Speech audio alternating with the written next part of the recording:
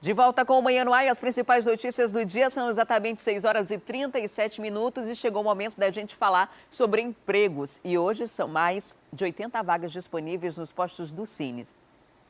A Tamires Cléia está ao vivo e vai trazer os detalhes para a gente sobre todas essas vagas ao longo do dia de hoje. Olá, Tamires, muito bom dia para você. São várias oportunidades, né? Mais de 80 pessoas aí podem começar já a semana que vem empregadas. Pois é, Adriane, bom dia para você, bom dia a todos que nos acompanham. Seria uma ótima notícia, né? A gente sabe que tem realmente muita gente procurando emprego, então, claro, a gente vem e faz o nosso papel de mostrar para você aí em casa quais são essas vagas que estão disponíveis lá no Cine Amazonas e no Cine Manaus. A gente começa falando do Cine Amazonas, da Cetrab, é aquele que fica na Djalma Batista, próximo ao Amazonas Shopping e ao Manaus Plaza.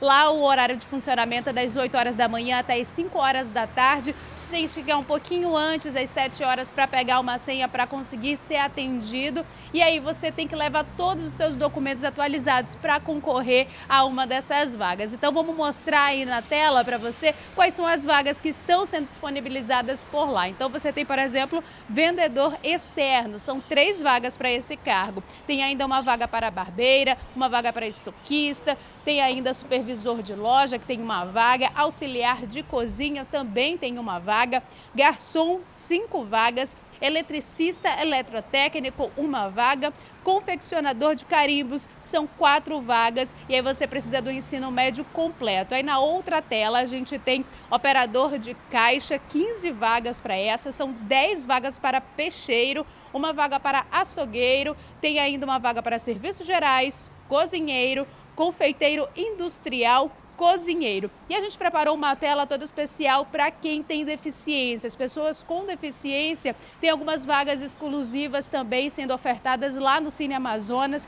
Tem 9 vagas para técnico de enfermagem, uma vaga para auxiliar de operações, uma vaga para operador de caixa. Lembrando que quem é PCD precisa de um laudo, e ainda nessa edição a gente fala como conseguir esse laudo. E além desse laudo, né, todas as outras pessoas precisam levar os documentos que são o CPF, o RG, o residência, comprovante de escolaridade, diplomas, tudo aquilo que você tiver, carteira de trabalho, o PIS e certificado de reservista no caso dos homens. E a gente falou que tem essas vagas disponibilizadas no Cine Amazonas, mas também tem muitas vagas sendo disponibilizadas no Cine Manaus. E para você saber quais são essas vagas, você entra na internet, tem o site da centep.manaus.am.gov.br, lá tem tudo disponibilizado para você. O procedimento é o mesmo, leva também os seus documentos para que você possa fazer um cadastro. O horário de funcionamento no Cine Manaus é um pouco diferente, é das 8 horas da manhã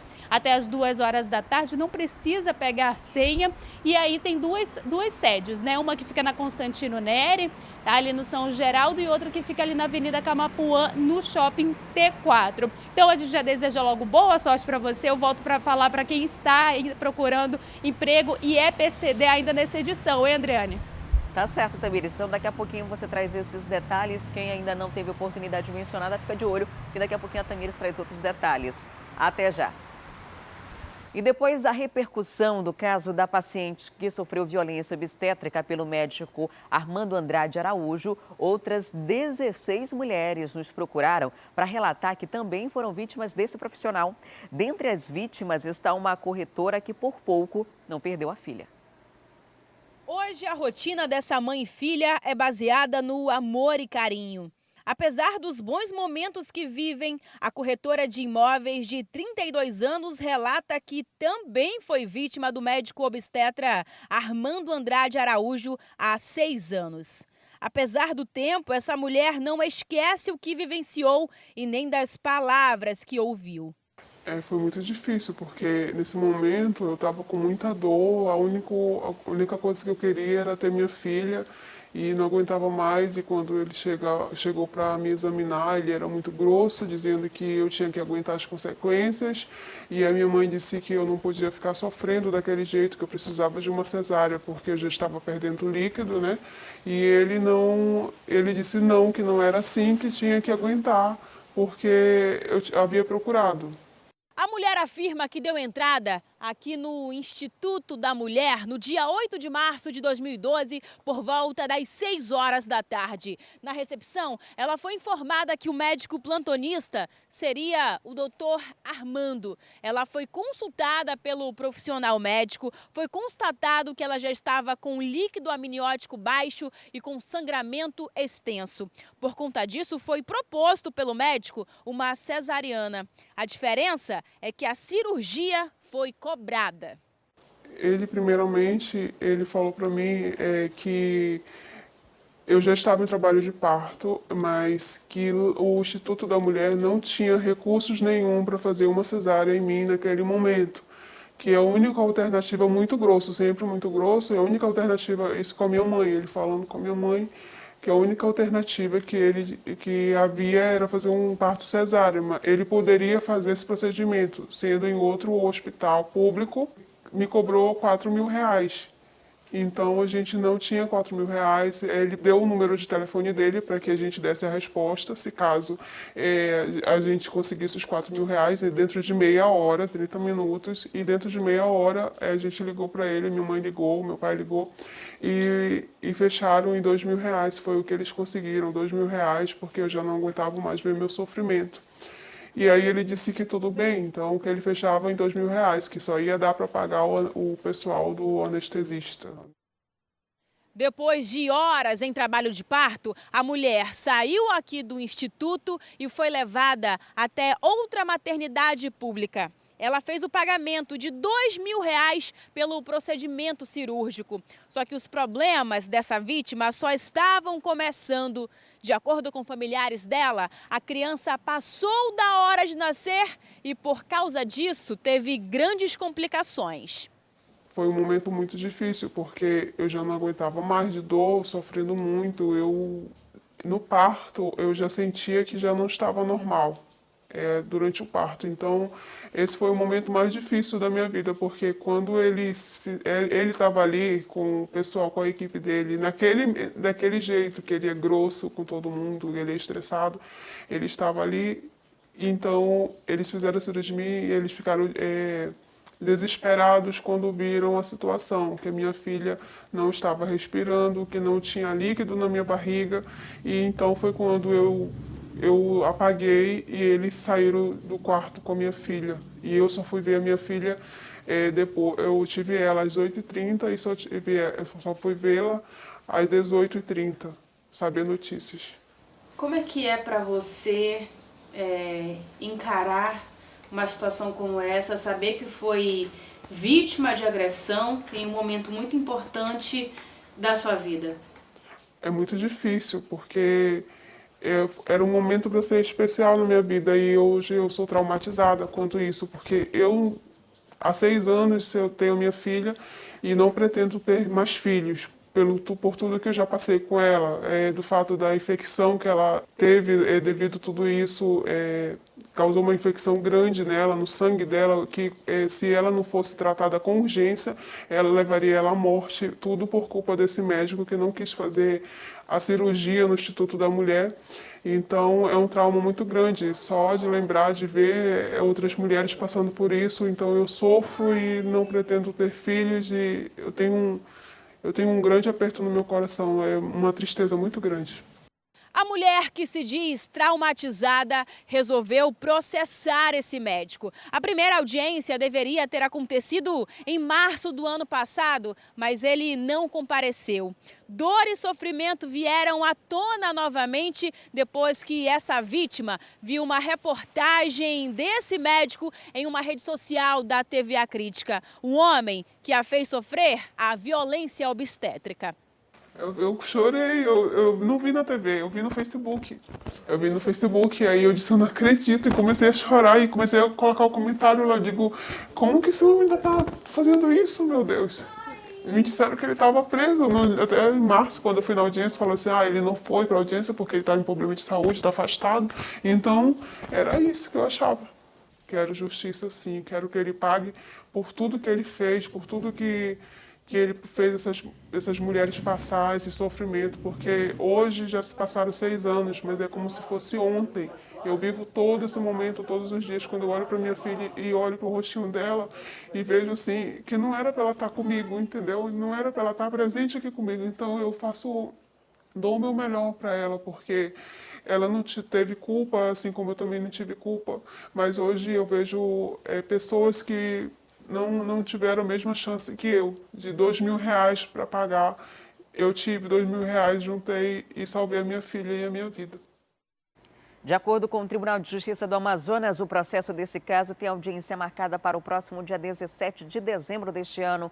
Em 8 de março do ano passado, a audiência de instrução não pôde prosseguir por conta da ausência do réu Armando Andrade Araújo, da vítima e de uma das testemunhas que não foram encontrados pelo oficial de justiça nos endereços informados nos autos. Em nota, o Instituto de Ginecologia e Obstetrícia do Amazonas diz que espera que os órgãos competentes investiguem os responsáveis pelo vídeo em que o médico aparece agredindo uma adolescente de 16 anos em trabalho de parto na maternidade Balbina Mestrinho. Para o Instituto, a divulgação das imagens nas redes sociais e imprensa sem autorização dos presentes causou constrangimento e dano irreparável aos envolvidos. Acho que a preocupação deveria ser outra, né? Deveria se responsabilizar o profissional que cometeu esse crime. Em nota divulgada ontem, o Conselho Regional de Medicina do Estado do Amazonas informou que uma sindicância foi instaurada para apurar os fatos relacionados ao vídeo que mostra a atuação do médico Armando Araújo Andrade. Segundo a nota, a investigação foi instaurada de ofício, uma vez que a denúncia não foi formalizada junto ao Conselho por parte da paciente ou de seus familiares. Lembrando que as denúncias podem ser feitas ainda em qualquer delegacia. E agora chegou o momento da nossa interação ao vivo com a Rádio FM O Dia. Vem comigo que a gente vai conversar com o Emanuel Cardoso, que está lá na 93.1. Olá, Emanuel, muito bom dia para você. Oi, Adriane, bom dia para você e para quem te acompanha aí na tela da TV A Crítica. Finalmente, a Humanizare deve deixar o sistema prisional. A empresa que administra os presídios da cidade deve sair com uma licitação que o governo do estado deve fazer, né? É o que anuncia a Secretaria de Administração Penitenciária para esse primeiro semestre ainda. Um novo processo de licitação para contratar uma outra empresa para prestar o serviço no sistema prisional, o serviço prestado pela Humanizare. Então, a ideia é que essa licitação, que esse novo processo, reduza os custos com os presos, que hoje representam mais de R$4.000 por mês cada preso. O levantamento do governo é de que só em 2018 a Humanizare foi a empresa que mais recebeu recursos do governo, algo em torno de R$223 milhões. Um orçamento maior do que esse, Adriane, só o orçamento mesmo da Assembleia Legislativa lá, com os R$260 milhões que a Assembleia Legislativa gastou durante 2018, 204 milhões apenas com folha de pagamento dos funcionários lá de todo o estado para os 24 deputados. A Humanizare gastou então 223 com cerca de 7.000 presos que ela coordena ou que ela é responsável no sistema prisional da cidade. Só lembrando que em 2017 já havia uma indicação do Ministério Público do Estado para um novo procedimento licitatório para a contratação de uma outra empresa. E o Ministério Público, durante o levantamento que fez, apontou vários problemas para a atuação da Humanizare, mas isso não foi cumprido na época, nem na época do governo anterior também, que deveria ter mudado nisso, e agora a SEAP diz que realmente vai fazer essa licitação e vai trocar o comando aí em algumas penitenciárias. Se eu não me engano, são 5 ou 6 unidades prisionais administradas, 6 unidades prisionais administradas pela Humanizare, Adriane. A gente fica na expectativa porque o custo de um preso pela Humanizare é de R$4.000, enquanto o trabalhador aqui fora da cadeia está ganhando menos de R$1.000 para trabalhar o mês todo, né? A gente vai continuar acompanhando esse caso, mas tem um caso que está chamando bastante atenção, que é o fechamento da fronteira do Brasil com a Venezuela, anunciada ontem por Maduro, depois que o presidente do Brasil, Jair Bolsonaro, anunciou o envio de ajuda humanitária para os venezuelanos. Fechou ontem à noite. E agora a expectativa é de saber se ele vai manter essa palavra de fechamento definitivo ou não, porque se isso acontecer, com certeza vai complicar bastante as pessoas que vivem aqui no Amazonas e principalmente em Roraima. Exatamente, Roraima que tem uma dependência de energia elétrica que é importada da Venezuela. Mais de 50% do fornecimento de energia de todo o estado vem do país vizinho e pode ser suspenso pelo presidente Nicolás Maduro, assim como o combustível. Por exemplo, em Pacaraima não há postos de combustíveis na cidade. As pessoas compram combustíveis na Venezuela, que inclusive gastam cerca de 10 centavos pelo litro do combustível. Mas também há insumos agrícolas e uma série de outros insumos que o estado de Roraima depende da Venezuela e vice-versa. A ajuda internacional deve ser enviada inclusive pelos Estados Unidos. O governo brasileiro se disponibilizou a oferecer caminhões que deveriam levar essa ajuda humanitária para a Venezuela. Esses caminhões seriam dirigidos por venezuelanos, acompanhados pela Polícia Rodoviária Federal, que deveriam levar isso aí, mas o governo de Maduro decidiu então fechar a fronteira com a Venezuela e decidiu fazer isso também, está decidindo, na verdade, fazer isso também lá com a Colômbia, que se disponibilizou a fazer a mesma coisa, a receber ajuda internacional humanitária e utilizar a fronteira para fazer com que essa ajuda chegue até o país vizinho, até a Venezuela, e lá também o governo de Nicolás Maduro prometeu fechar a fronteira caso os colombianos ajudem essa ajuda humanitária. É uma situação interna, há um outro presidente autoproclamado na Venezuela, reconhecido por mais de 50 países ao longo do mundo, ao redor do mundo. A Venezuela, por sua vez, Maduro recebe o apoio de grandes potências como Rússia e China, e existe então esse embate tanto interno quanto externo na Venezuela, e essa situação pode acabar respingando em todos nós, Adriane. Com certeza, né? Porque tem um turismo de amazonenses para lá que é muito intenso, principalmente para a Ilha de Margarita. A questão de desabastecimento lá em Pacaraima, em Roraima, também é muito complicada, né? Até os fertilizantes do estado vizinho vêm de lá. A gente vai ficar nessa expectativa. Muito obrigada, Emanuel, pela participação. Um excelente dia para você. Bom fim de semana. A gente se vê na segunda. Bom fim de semana, Adriane. Até segunda-feira. Até lá. E olha só, essa situação bastante complicada lá na Venezuela por conta aí do desabastecimento. A gente vai acompanhar ao longo do dia o que deve acontecer por lá, porque já é normal o fechamento dessas fronteiras durante o período da noite. E aí a expectativa é que se abrisse agora de manhã normalmente. O governo federal aqui no Brasil informou que enviaria ajuda humanitária e que se limitaria até a faixa de fronteira. Essas toneladas de alimentos, principalmente de leite e também de kits de higiene, chegariam até o dia 23 lá e daí, portanto, outros caminhões da Venezuela receberiam esse material para entrar no país vizinho. A gente vai continuar nessa expectativa, saber o que deve acontecer ao longo do dia. No Alô Amazonas você deve ter outros detalhes, porque isso pode implicar até na dificuldade de acesso para quem estava planejando ou até já pegou estrada para o país vizinho e para quem também está lá e precisa retornar ao Brasil. Então a gente vai trazer esses detalhes ao longo da nossa programação. E falando em notícia do exterior, aconteceu um terremoto ainda há pouco lá no Equador, na fronteira ali com o Peru, e é um tremor de magnitude elevada, grande, né? 7,5 foi o que foi registrado lá no epicentro, e esse tremor foi sentido aqui no Amazonas. Algumas pessoas já relatam, inclusive em rede social, que sentiram os prédios com tremor na zona centro-sul da cidade, e daqui a pouquinho a gente vai trazer mais detalhes sobre isso. Há relatos também no estado do Acre, que esse tremor também foi sentido. Aqui no Brasil, o impacto é muito pequeno, mas onde aconteceu o tremor, com certeza, é muito intenso. A gente ainda não tem detalhes da área específica desse epicentro, onde aconteceu os possíveis impactos lá, porque aqui foi sentido um tremor, mas lá foi um terremoto de grande magnitude. Então, a gente vai trazer outras informações daqui a pouquinho para você também sobre esse assunto. E agora a gente volta a falar dos casos de saúde. A gente mostra um caso que teria acontecido na maternidade Balbina Mestrinho. Um recém-nascido teria tido a cabeça cortada com um bisturi no momento do parto. Um momento que deveria ser de muita felicidade, um momento muito esperado, terminou em dor e preocupação para a família Franco, que mora aqui no bairro Armando Mendes. Essa história começou no dia 29 de setembro do ano passado.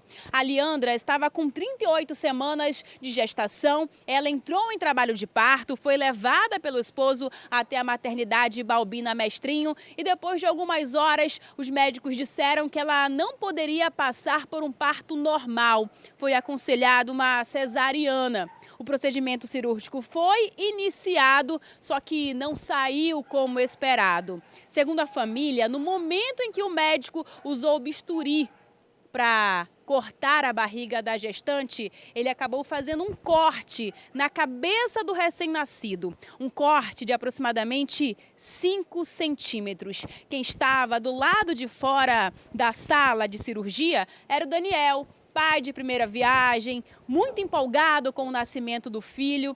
Nesse primeiro momento, eles tentaram esconder esse corte. O que foi dito a você? Sim, né, no primeiro momento foi feito, né, eles tentaram esconder de mim o corte, né, dizendo que era uma malformação, né, só que nós insistimos, não, isso não é uma malformação, isso é um corte. Aí até foi quando a enfermeira viu que realmente era um corte, aí chamou o cirurgião plástico e o obstetra para fazer os pontos, colocar os 5 pontos na cabeça do meu filho. Eles chegaram a falar que isso era normal para você, para sua esposa, para sua mãe? Então, né, quando eu fui conversar com o médico, eles me chamaram porque eles não queriam deixar eu entrar, e eu acabei indo na ouvidoria do hospital pedir para que eu entrasse e visse meu filho como ele estava. Foi quando eu cheguei, eu vi ele com a cabeça enfaixada, meu filho estava com a cabeça enfaixada, e aí chamaram o cirurgião e os 2 obstetras que participaram da cesárea, e eu perguntei deles, né, o que tinha acontecido. Eles falaram, pai, isso é normal. Isso acontece. Eu falei, mas como que acontece? Quer dizer que toda mãe que te passar por um problema desse, que perder todo o líquido, sangrar, vocês vão ter que fazer um corte numa criança? Aí falou, não, mas isso não é assim como você... Mas isso não é normal, doutor, isso não pode ser normal, isso está errado. E aí eles falaram para mim assim, olha, daqui a 7 dias o ponto vai cair e daqui a 30 dias tudo vai ficar normal. Agora imagina só a situação para essa família que estava super ansiosa para receber o Luca, um bebê super esperado por todos. Essa família passou por um tratamento psicológico ali naquelas primeiras horas, foi feito um acompanhamento que foi dito ao pai dessa criança que os pontos que foram feitos no filho dele eram com fios absorvíveis, que ele não teria problema algum, que ele poderia retornar para casa e seguir a vida adiante. Só que a história não termina aí. O drama tinha apenas começado. Em uma consulta de rotina, o bebê foi levado até um pediatra que olhou de perto o machucado, o corte e disse exatamente o que para você? Então, quando eu cheguei na primeira consulta dele, aí eu falei lá com o pediatra. Aí o pediatra olhou assim, peraí que eu vou chamar um outro pediatra para que me confirme se é isso mesmo. Aí foi quando ele viu, ele falou para mim, Daniel, esse ponto não vai cair. Esse ponto tem que ser tirado. E outra coisa, o ponto está cravado, ele está cravado. Isso aqui vai ter que ser cortado e puxado. E tem que fazer isso o mais rápido possível. Aí foi quando a gente se desesperou, porque achando que isso já tinha acabado, isso já fazia mais de 30 dias. 4 meses já se passaram, a tua esposa ainda está bastante traumatizada com toda essa situação. Vocês chegaram a procurar novamente a maternidade, a ouvidoria para relatar esse fato? A gente chegou a procurar, só que eles, vocês têm que ir no Ministério Público, sabe? Eles botam toda a dificuldade, acho que eles botam essa dificuldade justamente para a gente esquecer. E foi quando a gente foi vendo o que estava acontecendo na maternidade, e aí eu conversei com a minha esposa e falei que a gente não ia deixar assim. A gente ia denunciar também o caso do nosso filho, né?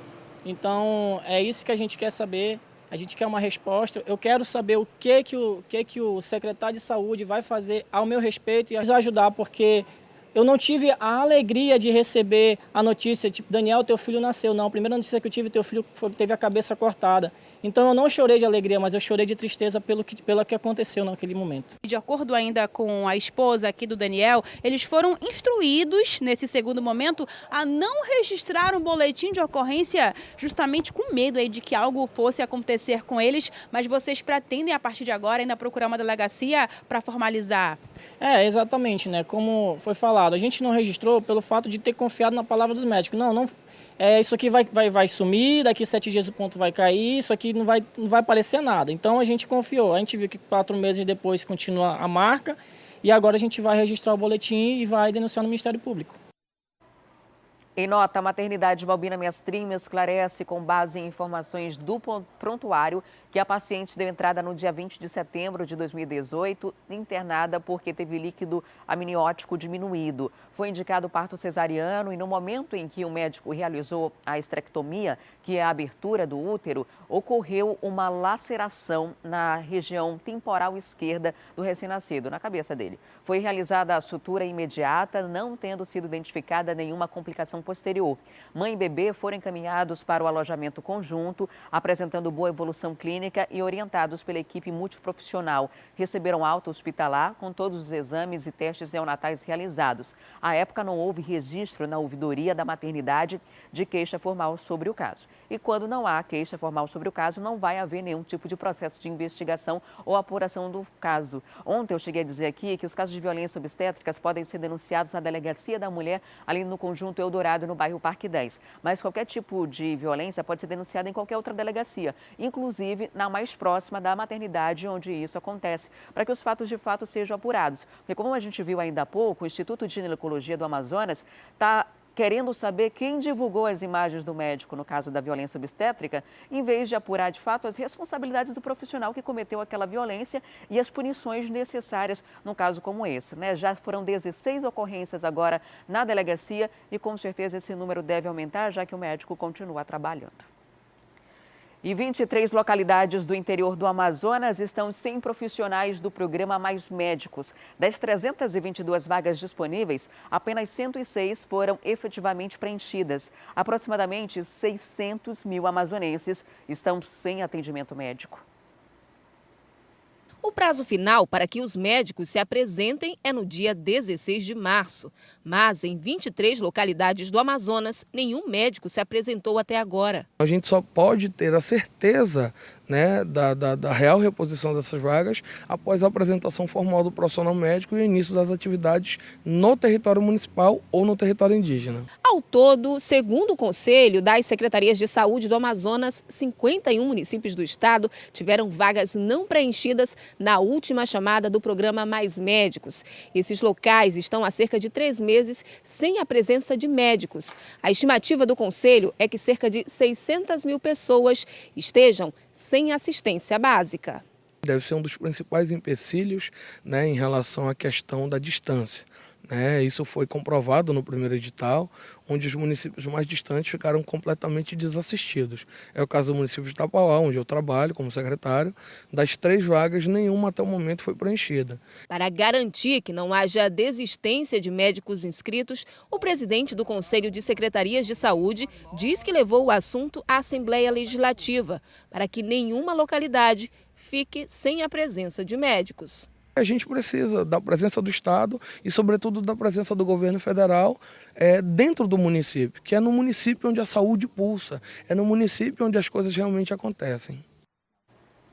Tá difícil conseguir estímulo suficiente para convencer os profissionais a irem para o interior, né? Eles mesmo recebendo um salário em torno de R$15 mil, é importante que haja um consenso e uma priorização desses casos, né? A gente está falando de 600 mil pessoas aqui no estado que não tem nenhum médico para atender nos casos mais simples. Imagina nos casos mais complexos. E é preciso que o governo federal, quando cancelou Mais Médicos e tirou os profissionais que estavam trabalhando ali, providenciasse uma solução para que não tivesse esse vácuo aí. Já são 3 meses sem nenhum profissional. Enquanto não se encontrasse uma alternativa que mantivesse os profissionais, já que isso já aconteceu, é preciso que haja agora uma certa priorização de fato para que isso seja resolvido quanto antes, porque nós estamos falando de vidas.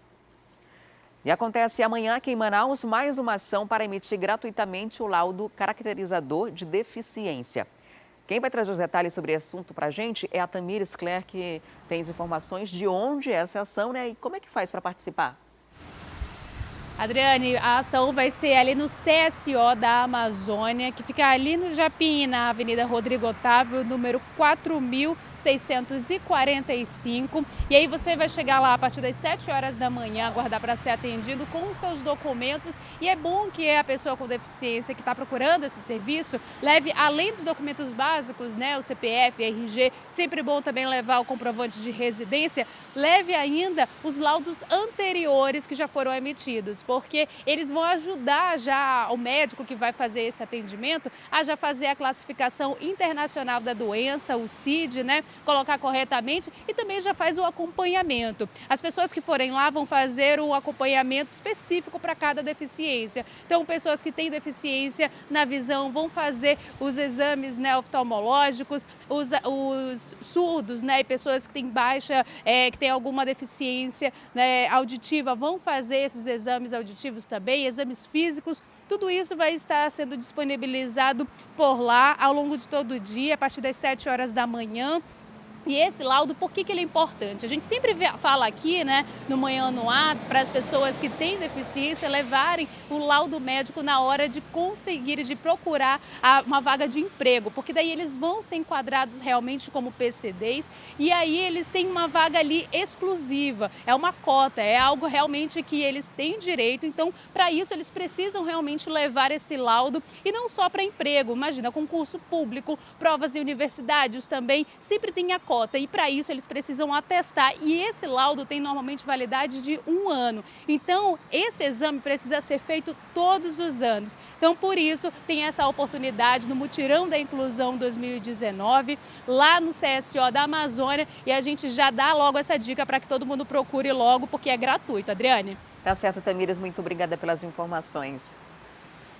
E depois do intervalo, a gente traz informações sobre o tremor de terra que aconteceu no Equador e foi sentido aqui no Amazonas e em outros estados da região norte. E no próximo bloco, a gente volta com os casos de polícia. A gente vai ver o caso de uma adolescente que era torturada pela própria mãe.